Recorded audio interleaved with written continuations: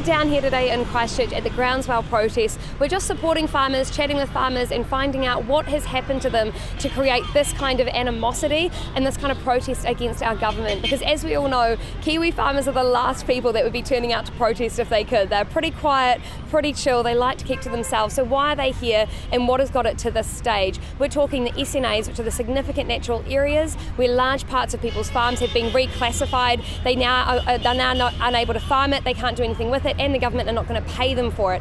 It's completely out of control and it's completely undemocratic. You've also got the Three Waters Bill where the government are now stealing the water and the assets off the people, and the farmers are really, really unhappy about that. You've got the ute tax, you've got the carbon bill, the carbon tax.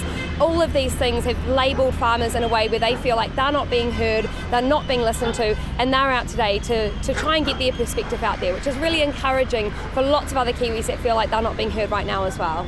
I recently spoke with one of the farmers that's heading up this organisation, and he said that they've had to cull 10,000 cows just to fall in line with their carbon tax bill. So what this is doing is horrible for farmers. They have put their life and soul into these animals. They care about what goes on. They do want to clean up the rivers, and he said exactly that. He said we're more than happy to look after the environment, but it needs to be done in a democratic way. And the fact that that's not happening is such a concern, and it does need to change. We've got thousands of people here, I'm guessing now. Yeah, thousands of vehicles, tractors, everything. We've got people come from North Canterbury, people come from Central Canterbury, and then we've got, farmers and rural support groups. Three Waters is basically wanting to centralise through central government there in Wellington the control of all our water, and I just think that's wrong. When people are speaking out, I'm in the Waimakariri district, I think it was over 90-something% support saying no, we don't want it.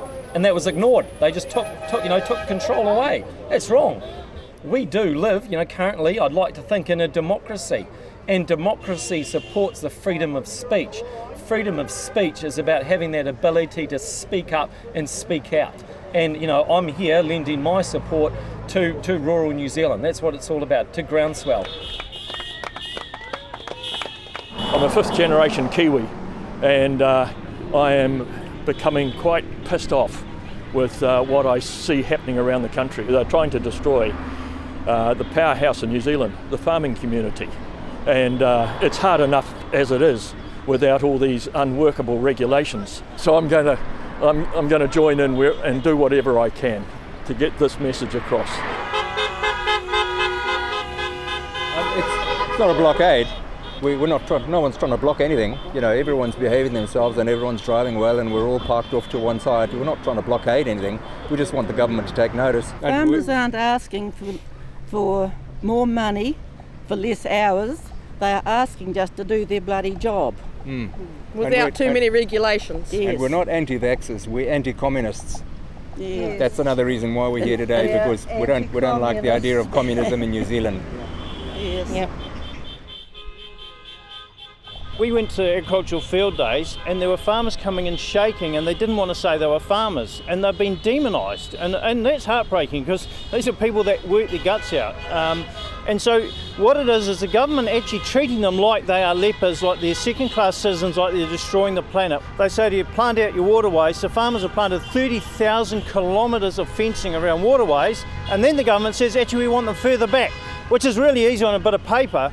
But you imagine the farmers that's taking all the wire off, pulling all the posts out, resetting it back, and that's why you're busy doing everything else.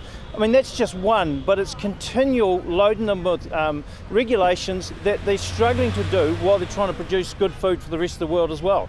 So it's just dumb, poorly thought out legislation that is too hard for them to comply with. When you put too much rules on people so they can't see a way out of it, that is not kind. When you say to people you can't buy a new ute unless it's an EV or we're going to tax you more, that is not kind. There's nothing kind about this because you're not looking to the needs of the people. What are the needs of people? It's a relationship. They actually need good, healthy relationships, and to do that they need to be in community. So isolating people is the opposite of looking after them. You isolate people, you damage their mental health, you destroy their lives. Get them in community, you give them hope. And what we need to do is give people hope that there's a better future. If you want people to achieve, you work with them, don't you? You don't just tell them, you go and do this, you actually help them to achieve. And that's what the government hasn't done. We need to help them to achieve, we need to give them the tools to achieve, and we need to recognise the good that they're already doing. That's how you make people feel valued and important. The biggest thing we found actually talking to people at the moment is people just want to be connected. And the people that are struggling, the people that are losing their jobs, the people that are losing their homes, want to be able to talk to someone else in the same situation that actually will listen and care and can do something. So please, don't hold it in. Get in touch with someone and have a chat, because talking about it makes all the difference.